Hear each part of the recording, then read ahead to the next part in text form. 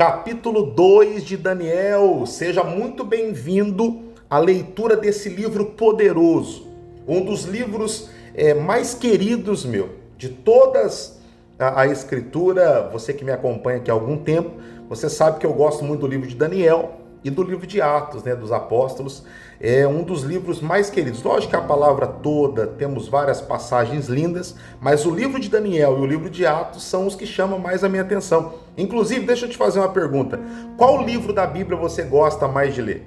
Você que já leu, ou se não leu completo, qual passagem chama mais a sua atenção? Bispo, eu gosto muito de Salmos. Bispo, eu gosto muito aqui do livro do Antigo Testamento, Gênesis. Eu gosto ali de Levítico, por causa das leis. Eu gosto de Mateus. Coloca aqui nos comentários qual livro que você mais gosta. Eu gosto mais do Daniel, assim, para ler. Eu sinto muito a vontade lendo. Eu gosto demais, assim, de Daniel e o livro de Atos, Então, vamos nessa leitura e vai ser uma bênção. Estamos lendo o livro todo, não só o livro de Daniel.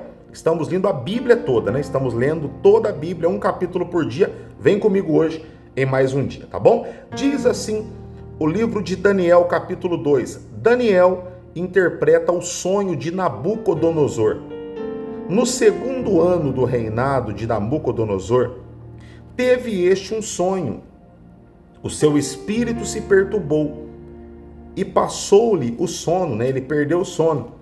Então o rei mandou chamar os magos, os encantadores, os feiticeiros, os caldeus, para que declarassem ao rei quais foram os sonhos, E eles vieram e se apresentaram diante do rei.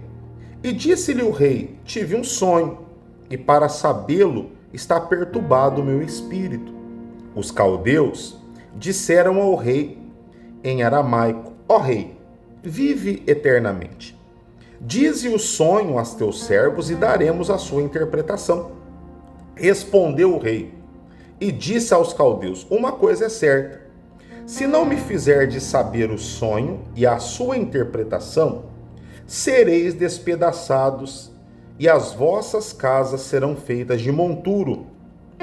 Mas se me declarardes o sonho e a sua interpretação, recebereis de mim dádivas, prêmios e grande honra. Portanto, declarai-me o sonho e a sua interpretação. Responderam eles pela segunda vez e disseram: diga ao rei o sonho a seus servos e lhe daremos a interpretação. Tornou o rei e disse: bem percebo que querem ganhar tempo, porque vejam que o que eu disse está resolvido. Isto é, se não me fizerdes saber o sonho, uma só sentença será a vossa, pois combinastes palavras mentirosas e perversas, para as proferirdes na minha presença, até que se mude a situação. Portanto, dizei-me o sonho e saberei que eu podeis dar-lhe a interpretação. O que o rei está dizendo aqui? Vamos parar aqui no versículo 9 um pouquinho aqui. O rei está falando assim, o rei sonhou, o Nabucodonosor, ele sonha e ele quer saber a interpretação. Só que ele era tão pé atrás com essas interpretações, por causa que ele não acreditava tanto nas pessoas, por causa de algo que ele teve uma experiência, algo que esse povo o enganou, que ele disse: eu não vou falar o sonho, eu quero que vocês me falem o que eu sonhei e a interpretação. Isso é praticamente impossível, Diferente lá no começo, José, traz o sonho o faraó traz o sonho para o José, aí o José interpreta. Agora aqui o Nabucodonosor queria que o povo soubesse qual era o sonho e a interpretação. É praticamente impossível, mas isso é muito bom, porque aqui nós vamos ver a grandeza do nosso Deus, O versículo 10 diz assim, responderam os caldeus na presença do rei e disseram: não há mortal sobre a terra que possa revelar o que o rei exige, pois jamais houve rei, por grande e poderoso que tenha sido, que exigiu semelhante coisa de algum mago, encantador ou caldeu.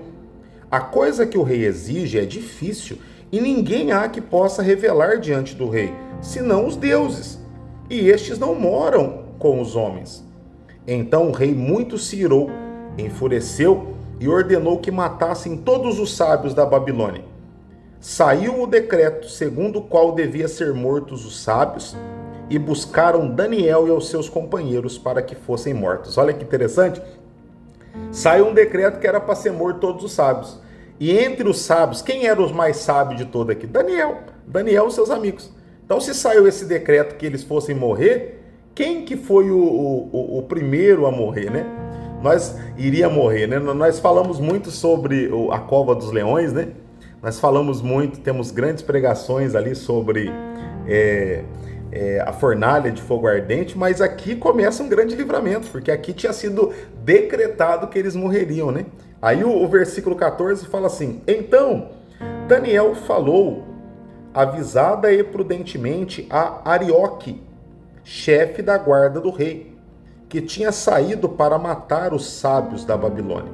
E disse a Arioque, encarregado do rei: por que é tão severo o mandamento do rei? Arioque explicou o caso a Daniel. Foi Daniel ter com o rei e pediu que designasse o tempo, e ele revelaria ao rei a interpretação. Então Daniel foi para casa e fez saber o caso a Ananias, a Misael, a Azarias e seus companheiros, né?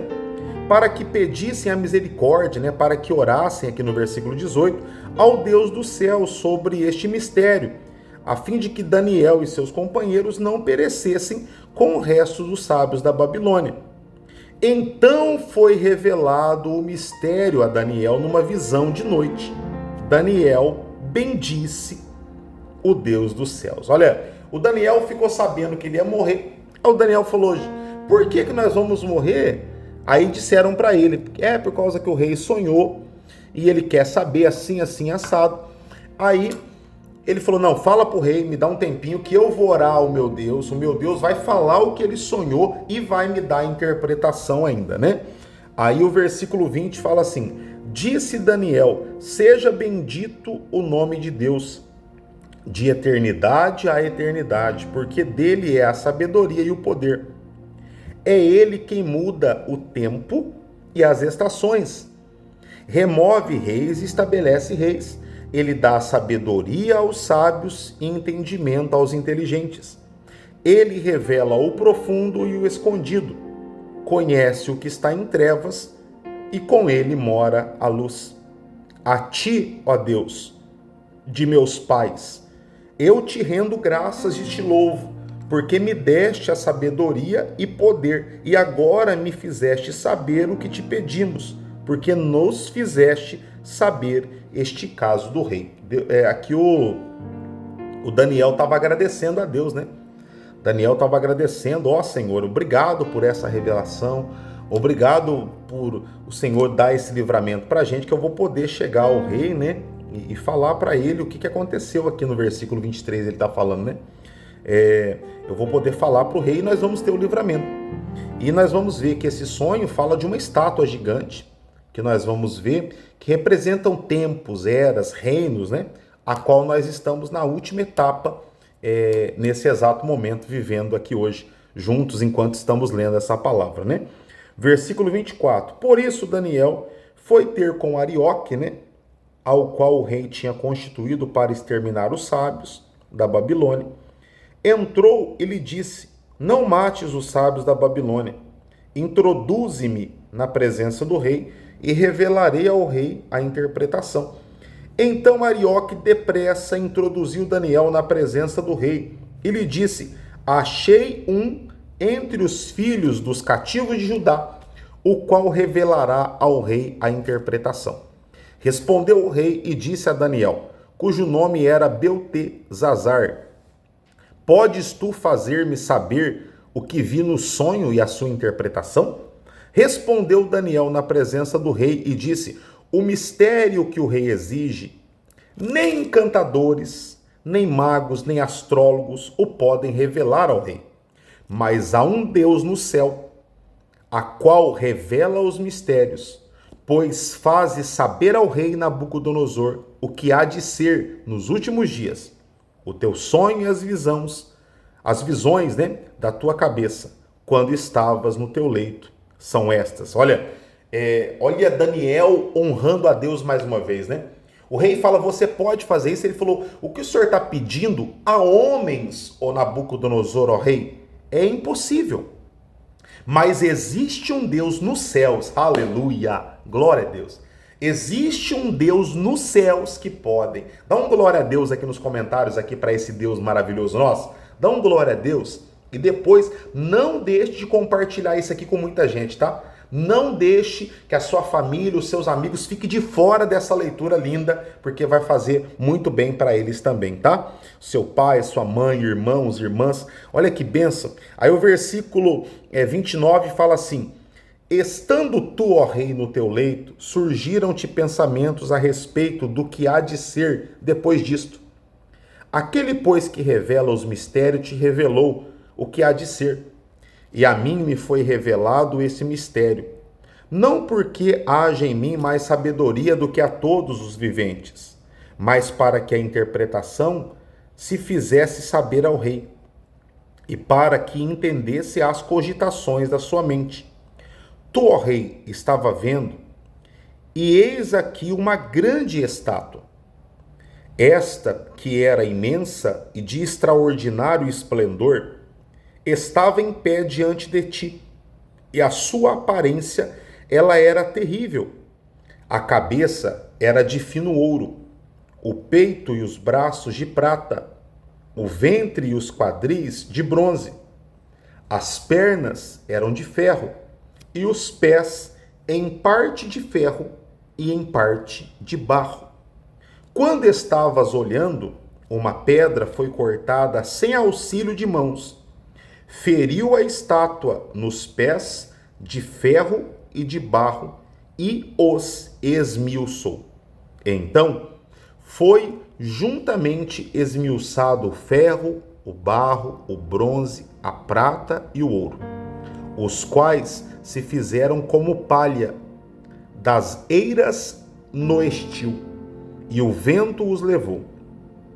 E deles não se viram mais vestígios, mas a pedra que feriu a estátua se tornou uma grande montanha, que encheu toda a terra. Este é o sonho, e também a sua interpretação direi ao rei. Olha, o versículo 36, ele acaba de falar o que o rei sonhou.